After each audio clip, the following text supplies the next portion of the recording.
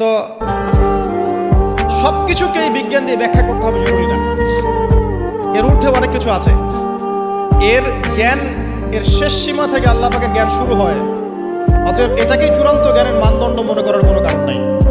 আমাদের মধ্যে একটা শিরকি আকীদা ঢুকে গেছে এখন। এটা একটা শিরকি আকীদা, সেটা হচ্ছে যে কোনো বিষয় যদি বৈজ্ঞানিকভাবে প্রমাণিত না হয়, কোরআন সুন্নাহয় থাকলেও মনে করি এটার অস্তিত্ব নেই। এটা আমাদের সাইকোলজিক্যাল সমস্যা, এখন এই জেনারেশনের বেশি সমস্যা। কারণ তারা পড়াশোনা করতে করতে মনে করছে সব কিছুকেই বিজ্ঞান দিয়ে প্রমাণ করতে হবে। তুমি তো তোমার আত্মাকেই প্রমাণ করতে পারবে না। একটা মানুষ হাঁটছে রাস্তা দিয়ে, পড়ে গেল, ডেড, এরকম হচ্ছে না? তাহলে কি এমন ছিল তার দেহের মধ্যে বের হয়ে চলে গেল সে ডেড? বলবো হৃদযন্ত্রের ক্রিয়া বন্ধ হয়ে মারা গেছে। ক্রিয়াটা বন্ধ হলো কিভাবে? কে হুকুম করলো? কার আদেশে বন্ধ হলো? কে নিয়ে গেল আত্মাটা?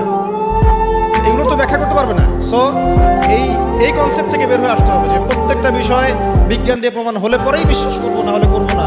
এটা ঠিক নয়। কোরআন এবং সুন্নাহ যা আছে এটা চূড়ান্ত। এর বাইরে যা আছে এটা যদি কোরআন সুন্নাহর সাথে মিলে যায় আমরা গ্রহণ করবো, কোনো সমস্যা নেই। কিন্তু না মিললে আমরা কোশ্চেন কেন সেটা মানতে রাজি নই। আসুন, নবী করিম সাল্লাল্লাহু আলাইহি ওয়াসাল্লাম বলেছেন এক শ্রেণীর স্পেশাল ফেরেশতা আছেন, মালায়েকা, নূরের তৈরি, আলোর তৈরি, আলো দিয়ে তৈরি, নূর দিয়ে তৈরি, যারা নিঃসন্দেহে আলোর বেগের চেয়ে বেশি বেগে ভ্রমণ করতে পারে, নিঃসন্দেহে।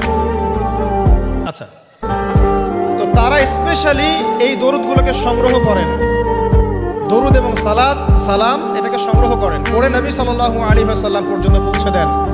এরপর আল্লাহ রাব্বুল আলামিন, আল্লাহ সুবহানাহু ওয়া তাআলার ইচ্ছায় নবী করিম সাল্লাল্লাহু আলাইহি ওয়াসাল্লাম এর জবাব দিয়ে থাকেন। একটু চিন্তা করেন যে আপনি মনে করেন আল্লাহ রাসূল সাল্লাল্লাহু আলাইহি ওয়াসাল্লামের দরজায় দাঁড়িয়েছেন, কথার কথা মনে করেন যে তিনি জীবিত আছেন, কথার কথা। আপনি তার বাড়ি চেনেন, তার বাসায় গেলেন, গিয়ে নক করলেন, গিয়ে নক করে বললেন আসসালামু আলাইকুম।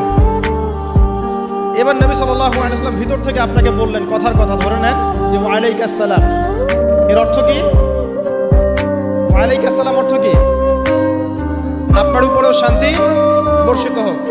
আচ্ছা, আবার মনে করেন আপনি বাসার ভিতরে আছেন, আপনার বাসায় নবীজি এসেছেন সাল্লাল্লাহু আলাইহি ওয়াসাল্লাম, কথার কথা। এবার তিনি আপনার দরজায় নক করছেন, নক করে বলছেন আসসালামু আলাইক, তোমার উপর শান্তি বর্ষিত হোক। তো নবী সাল্লাল্লাহু আলাইহি ওয়াসাল্লামের এই যে দোয়া, তোমার উপরে শান্তি বর্ষিত হোক, এটা যে যত বেশি পাবে তার জীবনটা তত সুন্দর হবে না? অতএব যে ব্যক্তি যত বেশি দরুদ পাঠ করবে, যত বেশি সালাত প্রদান করবে নবী সাল্লাল্লাহু আলাইহি ওয়াসাল্লামকে, ইনশাআল্লাহ তাআলা সে সচ্ছল হবে, টেনশন ফ্রি থাকবে, সুখে শান্তিতে পৃথিবীতে বসবাস করবে ইনশাআল্লাহ। আর সুখ বলতে আমি শুধুমাত্র চাকচিক্য বোঝাচ্ছি না, বাড়ি গাড়ি স্ট্যাটাস বোঝাচ্ছি না। সুখী হওয়ার জন্য টাকা যথেষ্ট না। অনেক সময় দেখবেন কোটিপতি মানুষ সুখী নয়, একজন ভ্যান চালক সুখী।